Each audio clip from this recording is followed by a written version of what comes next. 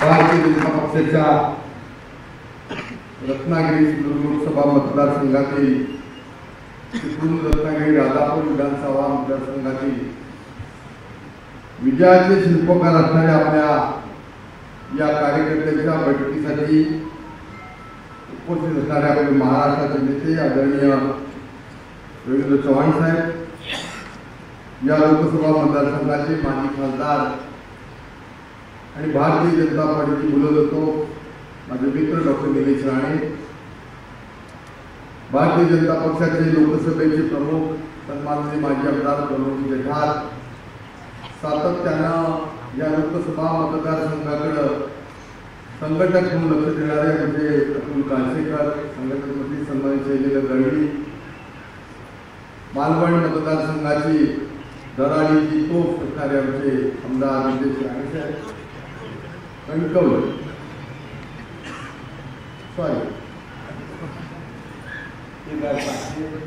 सतीश नलावडे, राजेश सावंत, रवी नागरेकर, सर्वच मंचावरील भारतीय जनता पार्टीचे कार्यकर्ते, पदाधिकारी आणि 24 तासाच्या सूचनेमध्ये सज्ज असणारे आपण सगळे भारतीय जनता पार्टीचे वॉरियर कार्यकर्ते मित्रांनो, सर्वप्रथम मी आपलं मनपूर्वक या ठिकाणी स्वागत करतो आणि दिलगिरी व्यक्त करतो की आजचा हा हॉल आपल्याला कमी पडला आहे. अनेक कार्यकर्ते, सुपर वॉरियर, प्रमुख या सभागृहाच्या बाहेर आहे. माझी थोडी या कार्यकर्त्यांना विनंती, जरा थोडी येऊन आपण बसला तरी काही भारतीय भेटायची हरकत नाही, कारण उभं राहिल्यामुळे मागे कोणाला येता येत नाही. इकडे सुद्धा दरवाजे जर उघडत ठेवले तर हा AC आहे, थोड्या वेळात सफोकेशन होईल आणि त्यामुळे जरा पुढे थोडे या, बाकीच्या इकडे या. आणि मी तर दिलगिरी तुमची व्यक्त केलेली आहे. आम्ही ह्या सभागृहाचं जे काही झालेलं संभाषण असेल ते आपापल्या मोबाईलवरती नक्की पाठवू. जर आधी मला कल्पना असतील तर या ठिकाणी स्क्रीन सुद्धा लावता आला असतं. माझी थोडी विनंती, जरा पुढे या आणि हा दरवाजा थोडा लावून घ्या. खरं तर 3 मार्चला या सभागृहामध्ये आपण अशाच प्रकारच्या कार्यकर्त्यांचं संमेलन आयोजित केलं होतं. गोव्याचे लाडके मुख्यमंत्री आदरणीय डॉक्टर प्रमोद सावंत आणि आपण सगळेजण त्या ठिकाणी मोठ्या संख्येने उपस्थित होतो. आणि आज बरोबर जवळजवळ 1 महिना होतोय. त्या 1 महिन्यावरील तारखेप्रमाणे आपण पुन्हा एकदा या ठिकाणी एका संकल्प मेळाव्याकरता उपस्थित आहोत.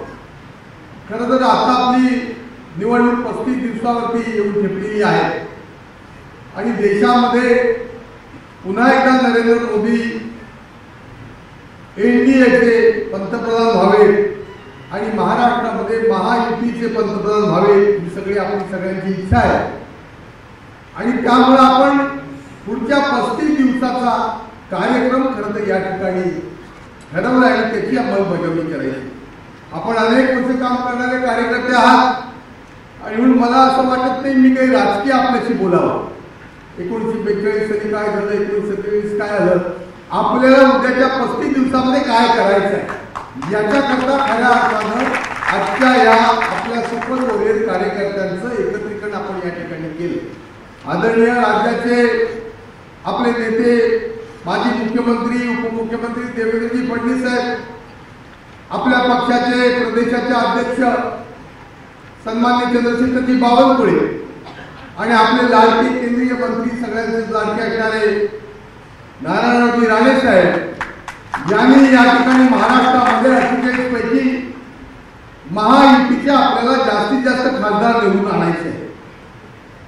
गेल्या 2 विधान लोकसभेच्या निवडणुका जर आपण पाहिल्या असतील तर त्या ठिकाणी तत्कालीन NDA भारतीय जनता पार्टीच्या नेतृत्वाखाली या रत्नागिरी सिंधुदुर्ग लोकसभेचा खासदार आपण निवडून दिलेला आहे. आणि त्यामुळे आता भारतीय जनता पार्टीचा कमल चिन्हाचा खासदार निवडून आणून आपण विजयाची हायटी करायची आहे याच्याबद्दल माझ्या मनामध्ये कोणताही संदेह नाही. आणि म्हणून मित्रांनो, माझी एवढी आपल्याला फक्त विनंती आहे, खूप आपण कष्ट केले, सातत्यानं मेहनत घेतली. गेले 2 वर्ष महाविजय 2024 या संदर्भात केंद्रीय मंत्री असतील, राज्याचे नेते असतील, सातत्यानं कार्यकर्त्यांनी अथक मेहनत घेतली. आणि एखाद्या स्पर्धेमध्ये अंतिम टप्प्यामध्ये, अंतिम फेरीमध्ये जसा प्रवेश होतो तसा आपला आता उद्याच्या 35 दिवसाचा सगळा प्रवास आहे. आणि म्हणून फार आपल्याजवळ मी काही वेगळं मार्गदर्शन करावं, राजकीय भाषण करावं अशी आवश्यकता असं मला वाटत नाही. फक्त माझी सगळ्यांना आपल्याला विनंती आहे, या ठिकाणी 1007 बूथ आपल्या 3 विधानसभेचे आहेत आणि आपल्याला मेरा बूथ सबसे मजबूत बूथ जीतेगा, चुनाव जीतेगा या पद्धतीनं रत्नागिरी या 3 विधानसभा मतदारसंघात सुमारे 7,40,000 मतदार आहेत. म्हणजे सुमारे 3.5 लाख मतं आपल्याला मिळवायची आहेत आणि तो संकल्प आपण सगळ्यांनी केलाय. आणि म्हणून मग सुपरवारी असतील, बूथ प्रमुख असतील, बूथ कमिटी असेल, पुढच्या 4 दिवसात आपला टप्पा आहे. 6 तारखेला भारतीय जनता पक्षाचा स्थापना दिवस आहे. 6 एप्रिल 1980 ला तत्कालीन आपले माजी पंतप्रधान अटल बिहारी भारतरत्न अटल बिहारी वाजपेयींच्या नेतृत्वाखाली आपण पुन्हा नव्यानं संकल्प करून भारतीय जनता पार्टीची स्थापना केली आणि आज खऱ्या अर्थानं भारतीय जनता पार्टी एका वैभवाच्या शिखरावरती आहे. आणि म्हणून पुढच्या 6 तारखेपर्यंत आपल्याला आपल्या प्रवासाचा कार्यक्रम दिलाय. ज्या ठिकाणी पदाधिकारी आहेत त्यांनी त्या बूथमध्ये जायचं आहे, बूथच्या याद्यांचं वाचन करायचं आहे. पुन्हा पुन्हा तेच आपण सांगतोय, कदाचित आपल्याला कंटाळा येईल, पण याचा असेसमेंट आपल्याला 7 एप्रिलला आपल्याला द्यायचं आहे. म्हणजे काल रंगपंचमी 2 दिवसापूर्वी आपण साजरी केली. अली मेहदी आम्ही असं म्हटलं होतं की 4 जूनचा विजयाचा गुलाल आम्ही रंगपंचमीलाच लावलेला आहे आणि त्यामुळे आपण त्या दृष्टीनं सगळ्यांनी तयार असणं गरजेचं आहे. तर माझी या निमित्तानं एवढीच विनंती राहील, बाकी कुठल्याही गोष्टी सोशल मीडिया चर्चा न करता ही निवडणूक आपल्याला महाराष्ट्रामध्ये महायुती म्हणून करायची आहे. भारतीय जनता पार्टी बरोबर आपले 2 घटक पक्ष आहेत. राष्ट्रवादी अजितदादा पवारांचा आपला पक्ष आहे, त्यांची निशाणी त्या ठिकाणी घड्याळ आहे. महाराष्ट्रामध्ये त्या ठिकाणी जे उमेदवार असतील त्यांना भारतीय जनता पार्टीची लोक मतदान करणार आहेत.